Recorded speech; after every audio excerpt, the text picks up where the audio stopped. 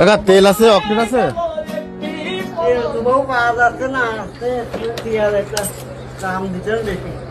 দাম বেশি?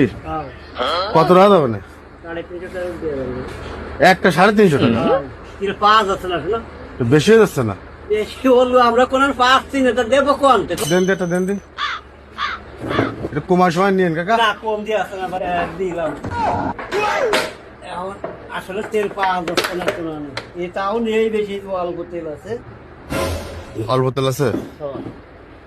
আচ্ছা তাহলে আমি ট্যাঙ্কি খুলে নেই, বুঝছেন? নিয়ে আসুন কাকা, তেল নিয়ে আসুন।